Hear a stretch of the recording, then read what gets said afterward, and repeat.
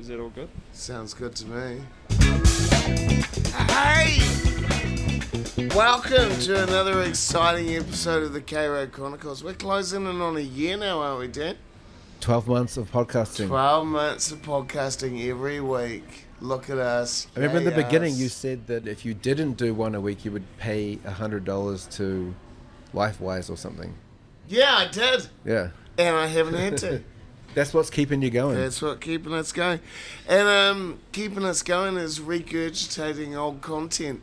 So we have Aaron Hendry here from, like, when we met, you were working for the LifeWise youth advocacy, you know, like, bro, youth homelessness is the thing. Yeah. So I've now I started a new organisation called Kickback, and we're all about kicking it back against some of those ho-ha narratives that are out there about our young people, and still really focused on this kaupapa around solving, ending, preventing youth homelessness. Yeah, because, you know, I mean, I've had my time in the trenches on the streets, but, you know, youth homelessness is hidden homelessness. Yeah. So much so that actually youth homelessness makes up one of the larger percentages of age groups, right? So young people, about 50% of all those who experience homelessness are rangatahi and tamariki, right? Which is huge. And yet, if a 16-year-old is homeless tonight, there's far less support for them than there is for our adult whānau. And we know that even for our adult whānau, it's hard, right? Totally. It's crazy. And what are you doing on that coalface? Because when we were last talking, you were with LifeWise. Yeah. But you acknowledged that you were still falling short. Yeah, there's huge gaps in our sector. There's huge gaps in response, right? New Zealand's really only just started acknowledging that youth homelessness exists. Because youth don't vote. Right. So, I started Kickback at the beginning of this year, looking at where are some of those gaps in the sector for our young people. And specifically, something we've been really focused on is this emergency accommodation space, right? Like right now, 16, 17-year-olds are being pushed into these hotels, no support, and just it's traumatizing. If they can get it. If they can get it. And that's, if they're lucky enough to get the advocacy and the support that they need, they end up in these hotels, they end up being harmed, traumatized, just going through terrible stuff. If they don't, they end up on the street, right? Or they end up in really unsafe and vulnerable spaces. So at Kickback, we're kind of looking at, well, how do we redesign that service? How do we ensure that young people get the care, the support and love that they need when they're in that immediate moment of need? What was your life like when you were 17? I don't know, I just lived in a small town, New Zealand, with my parents. Yeah. And I kind of at times wished I could have run away from home, but I was too far out in the country to get anywhere. Yeah, it blows my mind to think that there are kids that young. Can you imagine being like 16, 17, homeless, nowhere to go? Just traumatizing. And like putting them in a hotel, that sounds very temporary. Yeah. Well, it's super temporary, right? So like one of the systems that exist is that often you're there for 7 days and then you've got to be renewed every 7 days, and then if that falls off, then you're moving to the next hotel. So a lot of our young people are moving fairly regularly, which means they're always in this fight or flight survival mode. You know, I've just had some conversations with young people in hotels just this week, and they've talked about how traumatizing it is, how, you know, they're expected to get a job, they're expected to find a house, but they're just trying to fight the system every day just to keep the temporary space encouraging you to in be place. Nomadic. Right, yeah. What's your advice to young people that are out there that might be listening to this podcast and thinking, fuck, I don't know where to turn. Yeah. Who do I turn to? Where do I get help? Yeah, I mean, there is, this is the problem, right? There's real gaps. So one of the things we're trying to set up is to have like a centralised space. You know, we call it the front door, a front door space. We're here right on K Road. Any young person in the city could come 24/7, get support, get the care that they need. But right now there's those gaps. I mean, if you're a young person and you're experiencing homelessness, you don't know where to go, look for your local youth organisation, whether it's youth service provider or whatever, and you know, that's normally a good place to start. But and you're a young person, what, do you cease being a young person when you hit 18? Well, no. So like often we talk about rangatahi as like 16 to 24, right? There's a real focus on that like 16, 17, 18, 19 period, because that's quite, you know, there's a lot of vulnerability there. But even younger than that, we're seeing children on our streets, right? 14-year-olds, 15-year-olds. Many of our young people we speak to, who we may get connected to around 16, 17, tell us that actually they started sleeping rough when they were 12 or 13. Like, it's horrendous. Especially the girls too, because the girls with a bit of makeup and a bit of, bling can quite easily look a lot older than they are. Yeah, I think one of the things we often see is that I'd love to see someone do some research on this, but kind of in my experience at least, it seems that a lot of our young tāne get kind of fast-tracked into the prison system. So, but our young wahine end up living rough, right, on the streets in really unsafe spaces, kind of moving from couch to couch. Is this a predominantly brown issue? Yeah, look, it is an issue of failed systems. It's an issue of failure to really care for our young people well. And heartbreakingly, our Māori whānau are disproportionately impacted in a lot of these statistics, right? In the services. Why is that? Look, where are our iwi? Why aren't our iwi on the street? Yeah, I think there's a whole variety of reasons. When we look at it, I mean, we have to go back into the historical context in terms of colonisation and poverty, and those being like key drivers and all that sort of stuff. There is a reality that one of the big drivers and pipelines into homelessness for young people is the care system. So we see a lot of young people who are taken from their whānau homes, uplifted, brought into care, transient for large periods of their lives, and then very quickly, as they get 16 and 17, don't have stable accommodation to kind of go into, and that accelerates that. There's that 2 to 4 year period between SIF's care and work and income. There's a real kind of wasteland there. Well, I think even for many of the young people that I speak to, we ask them this question: when were you last housed? When was the last time you had a home and you felt like that was your place, right? And many of them will say, look, I've never had a home. I've always experienced homelessness. These are young people that are in the care of the state, right? The government is basically their parent. They were brought into the care system. Due to their own trauma and harm, they've never been able to stay in one stable place, and they've been transient their whole lives. Now, as they get up to 16, 17, they start living in hotels because there's nowhere else for them. And then, they're on a pathway into independence. But, actually for most of their teenage life, they've been transient. All their childhood. What was your really. childhood like? Yeah, I grew up in a little sort of lifestyle block out Riverhead, Coatesville. It was used to be a little country town with my whānau. Yeah. Kind of quite a communal sort of space. So I had my grandparents, my uncles, aunties, cousins all on the same property, and we had our challenges, but I think that power of community, right, was really important. And again, like when I look back on my life, probably our whānau were saved from homelessness due to whānau, right, due to having a space that we were able to go to when things got tough. And that's, I think, sometimes when we're looking at homelessness as sort of, once again, another really interconnected issues, that breakdown of community, that social exclusion that we see in some of our more impoverished communities, puts people in that space where, hey, they're only one step away from ending back up on the street. So did the government kind of look at a young person and be like, once you hit 18, you're no longer a child, and we don't have to provide all the support networks and stuff, and you just should be treated? Is that how they see the age difference, between being not exactly an adult? There's been a lot. I mean, it used to be, right, you come out of care and you're straight on, there's nothing for you. There is some good services that have been put in place over the last sort of 6 or so years, transition service now. So, when you start to turn 17 to 18, the government has a service where you get a youth worker who can stay with you up to 21, and you can go back to, the state to get support up to 25. So if you do need some support around, rent or housing or whatever those things are, there's those options there. Now, one of the real key problems with this is that there isn't adequate housing for those young people coming through that system. So they may have the social support, there's a youth worker who can support you, but when that young person's transient and they're moving up and down the country or around the city, it's really hard to, one, stay connected, get the support, but also you're still you got nowhere to go. So we have it's about 1 in 10 young people who are leaving care or leaving the justice system who are experiencing homelessness, right? We've got about 5,000 young people transitioning out of care who are eligible for transition support. And there's about, I think, 153 in the last count I heard, like youth spaces funded by Oranga Tamariki available to them across the country.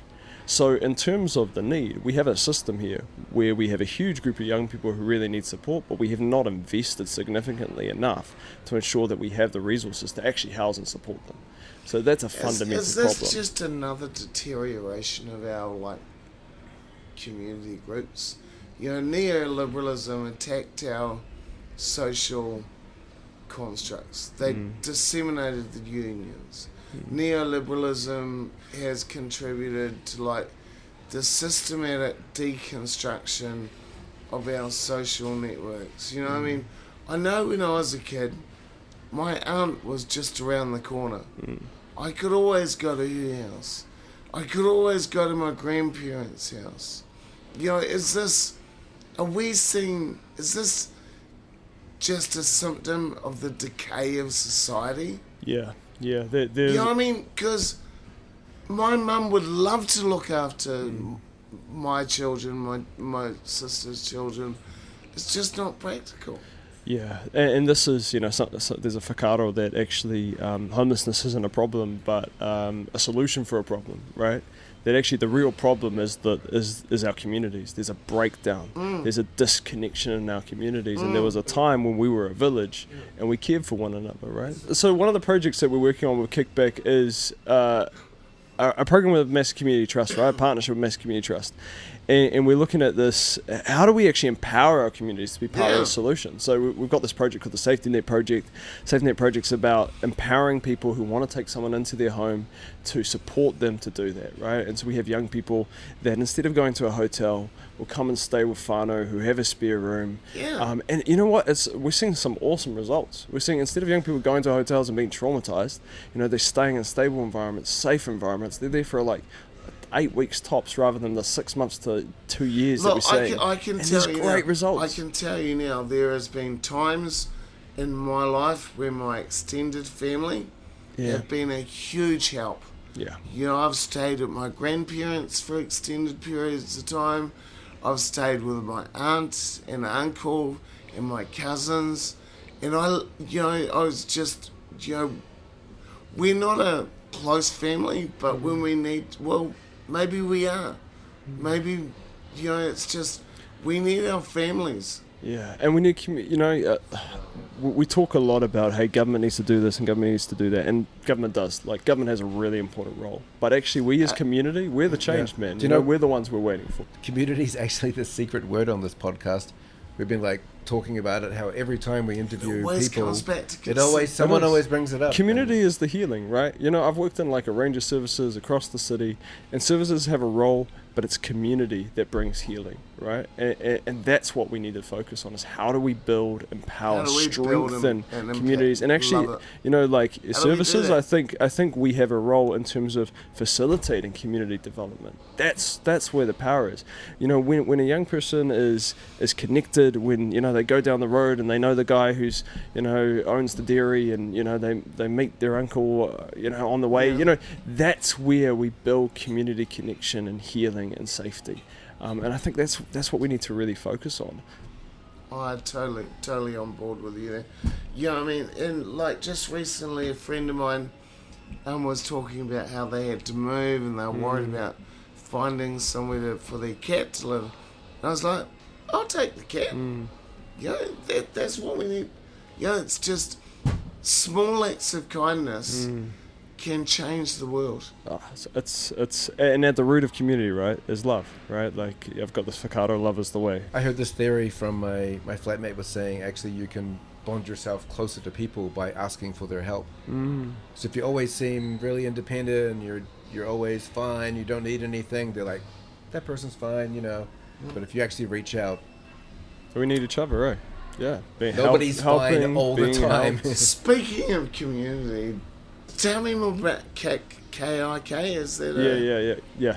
Kickback. Kickback? Yeah, So if people want to hear more about this, where can they catch up about it? Yeah, I mean, Kickback's on, you can find us on Facebook, on Instagram, Twitter, normal places, LinkedIn, wherever And you are. what's the objective? Kickback is really about looking at, how do we play our part in preventing and ending youth homelessness, right? And we're really focused on... That's what you're all about, eh? Yeah, Yeah, that for seems. homelessness. Yeah. I mean, How did you get started in that? well, as a youth worker, you can only stay in the space so long and Before you not get too come... old to care. and not come across it, right? Like, so since I started youth work and I started just volunteering in my local community, all of my young people, a huge proportion of them at least had some form of housing instability. Something was going on, and youth homelessness just seems to have been this thing that has existed. And I got to a point where I thought, man, all I'm doing is managing homelessness with these young people. How do we develop them? How do we grow them? How do we expect them to thrive? Society wants them to go get a job and do this or do that, and has hugely expectations on them, but the kids living on the street or in a car or in a hotel, like, They've been dragged up, not we brought can up. we can do so much better, and I think it's unjust and wrong that this exists. Like, homelessness shouldn't exist in Aotearoa, and youth homelessness is just horrific. It shouldn't be this way. And I think if we can focus on, those who are the most structurally marginalised, we're going to do so much more for everyone. And so if we can design services that meet the needs of those who've been pushed right to the bottom and ensure that that doesn't happen anymore, that's going to serve all of us. It's that metaphor, if you want to get to the top of the mountain as a group, you've got to make sure the people at the bottom of the group are being and our young people being forgotten, right? There's a community of young people that are being forgotten in this country, and the only time we remember them is when we throw stones at them in the headlines. This whole corridor we've had about ram raiding and youth crime and all that sort of stuff.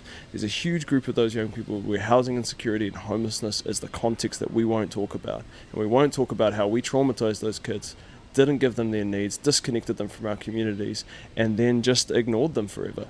And actually what they need is their basic human rights: care, love, and support. And that's what this is about. They're not really ram raiding for ice cream and cigarettes. No, bro, these kids are traumatized, man. When you speak to them, it's heartbreaking. It's heartbreaking what these children have gone through. And the judgment from adults who have never walked a day in their shoes. Man, we got to do better. We got to actually start listening to each other and understanding that actually there's a reason why these children are putting their lives at risk to do something incredibly stupid like driving into a building. Children don't just do that, It's not normal. And these kids are hurt.